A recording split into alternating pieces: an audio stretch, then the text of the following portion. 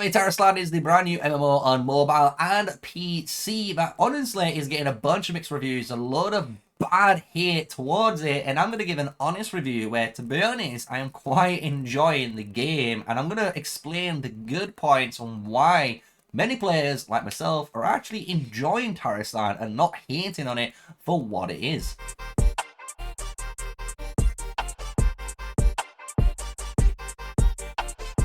Hello everyone, yes, smash like, comment and subscribe for more daily videos with me, MrSneakyy, the one and only, and we're here giving my first impressions and an honest review on Tarisland, right? It's an MMO on the mobile device, and you can play and cross-play your character on PC. So just remember that when you're evaluating this game, it isn't an actual PC main game, it's a mobile game that has the PC capabilities, which is very different when you are trying to compare this game to stuff like World of Warcraft, you know, Guild Wars, Neverwinter, which are dedicated PC games for this genre, right?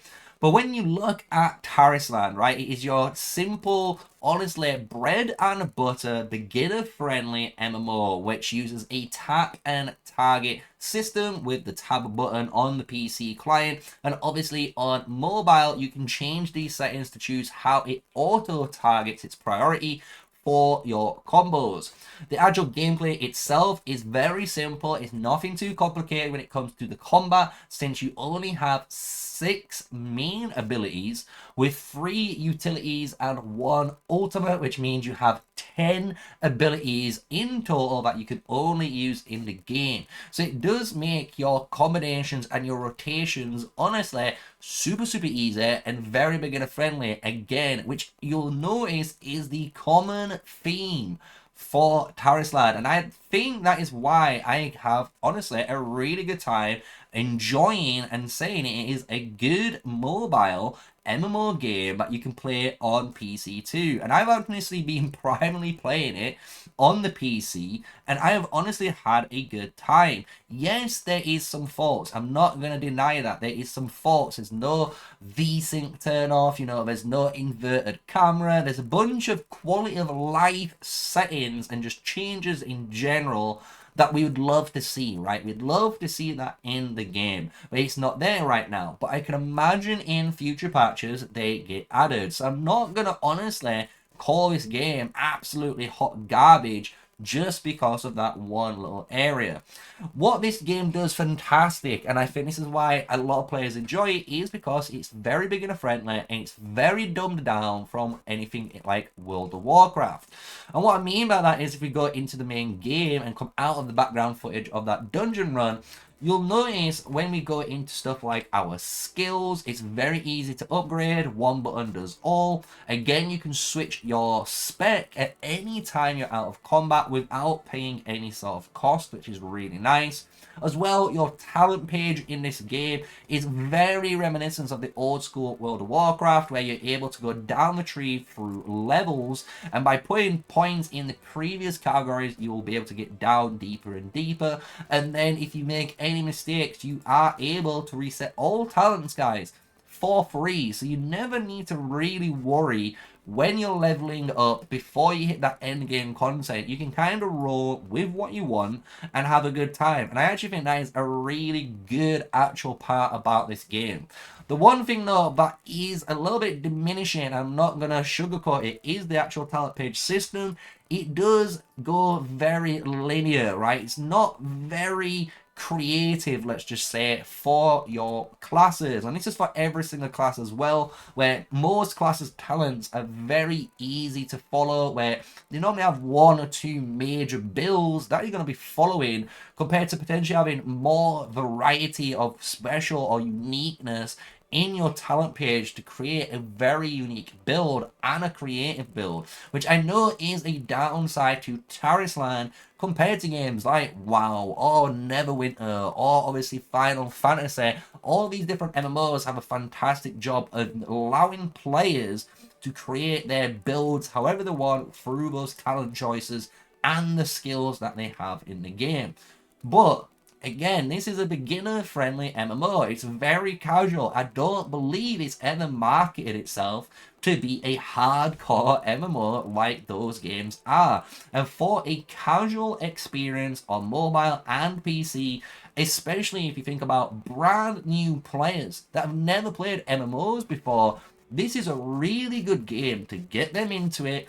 Then they might go up a stepping stone and play a bit of WoW or Final Fantasy, you know what I'm saying? Like, they have a entry now into the genre without it being a bit demanding, a little bit scary and daunting for players. Because let's be honest, when you play a real MMO compared to something like Tarisland, you do need to worry about stuff in your development. You really need to worry about similar stuff like your inscribed stone, which is, you know, the Tarisland variant.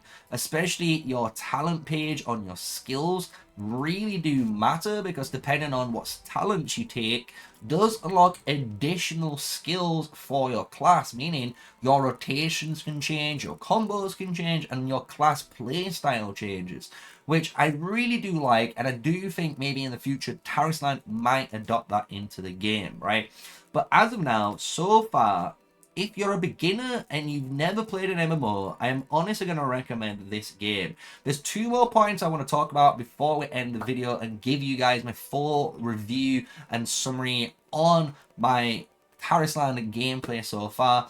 But if you've enjoyed it so far, smash like, comment, subscribe, support me. I want to say a big thank you, honestly, to this whole community of Tarisland. You guys have welcomed me in with warm arms. You know my content is all about warrior mainly at the moment, but you want me to dive in with other roles, and I'm glad to do so in the future. But I want to say a big thank you to all of you guys who are watching. So to finish off this video, let's just talk about two last things that are major, right, to give you a good review and an honest review. Is the game pay to win? Right? It's a golden question that a lot of players ask. Is this game pay to win compared to other games? And obviously in this game, I'm not gonna lie, you are able to buy gems for gold. So what it does is you buy these gems. With these gems, you put them on sale in the crystal consignment, and what that depends on is other players on your server, maybe free-to-play players, for example, like myself, to buy those gems off you at the cost you've put them up on, to then obviously make that gold. So it is dependent on the free-to-play and spender structure on if they need gems or not. And the cool thing with gems in reality, you really don't get too much of an advantage with them. I'm not gonna lie, when you are getting gold in this game, the real major benefit when you get them later is going to be these different tier of, you know, gems for your slotted gear.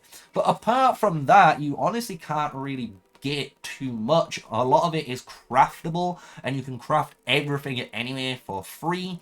All of the gear, and the best gear in the game, is always locked behind the raid, which I think is an amazing achievement, because if you put it on the hardest difficulty, you will get the 110 set bonus special piece of armor for your class. So you can't even buy this, actually. You need to earn it. So no, I don't think the game is pay to win. Yes, it has the spending benefits, but for free to plays, it's actually pretty friendly. And a really good little tip and trick that I've kind of added in most videos on my channel, if you didn't know this, is if you're a free-to-play player, if you own a little bit of gold and actually make 450 of these gems, so you should buy them from that consignment area, you're going to be able to actually come over to this area and go into the market.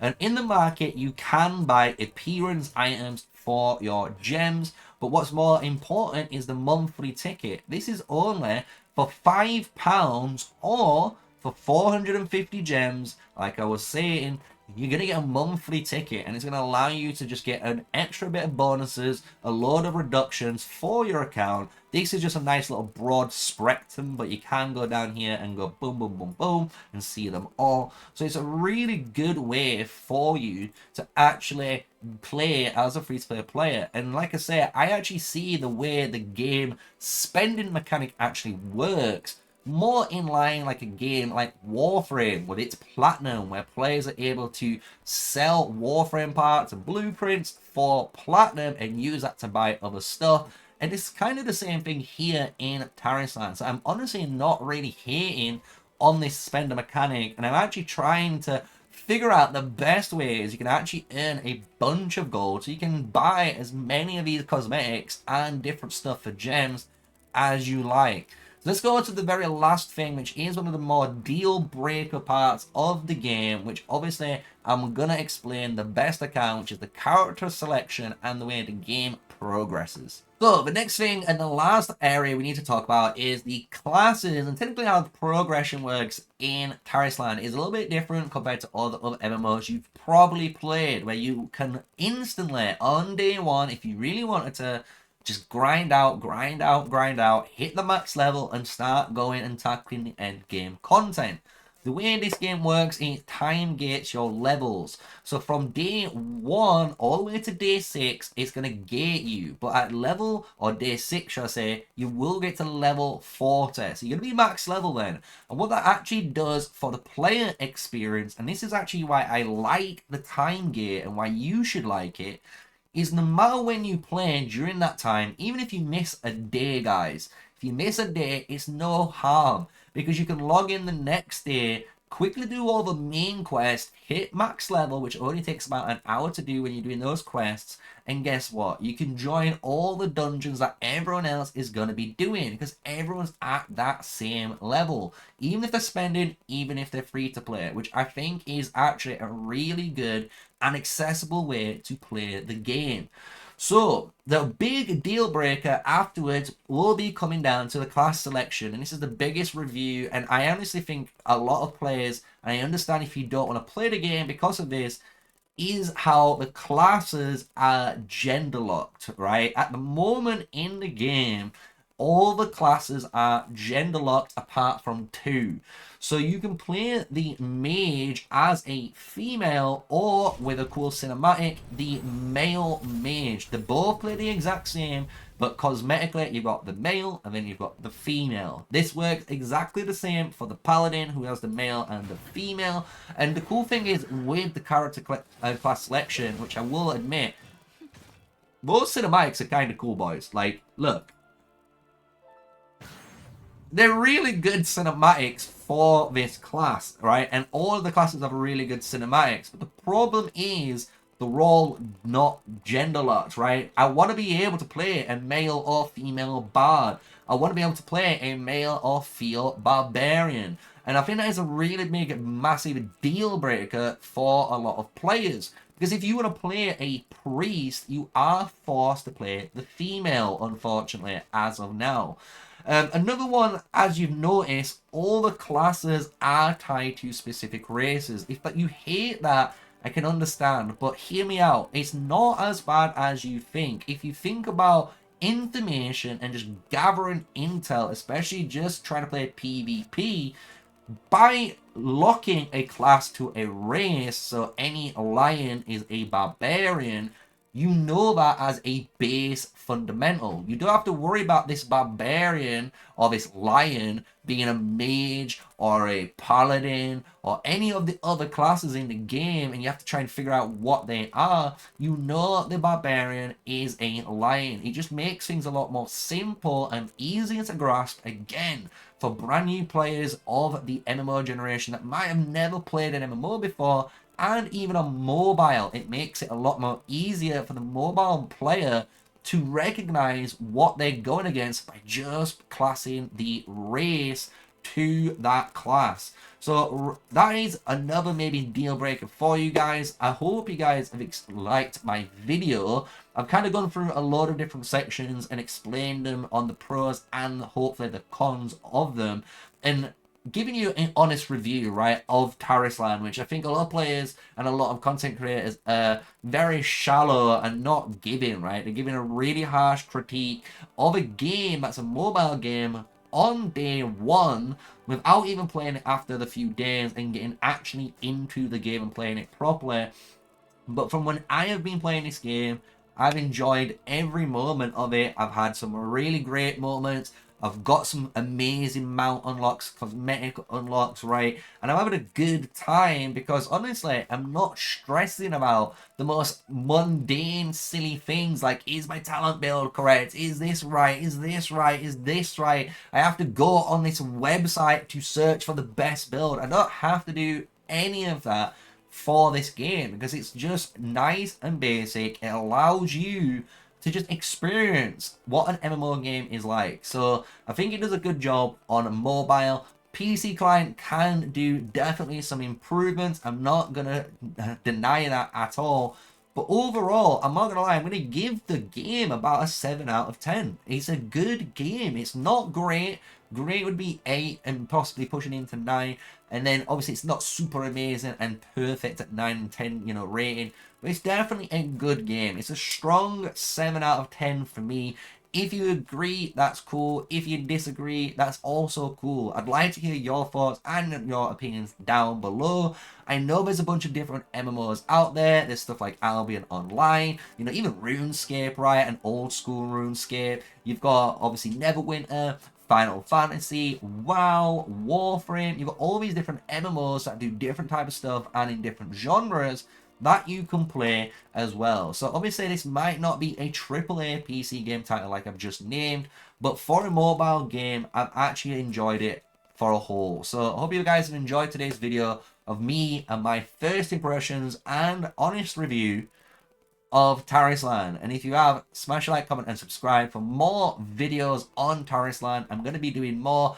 I enjoy the game. I'm not sponsored, and I'm honestly just making fun content and guides for you. So with all of that said, I'll catch you in the next video, guys. Stay safe, stay sneaky. Peace out.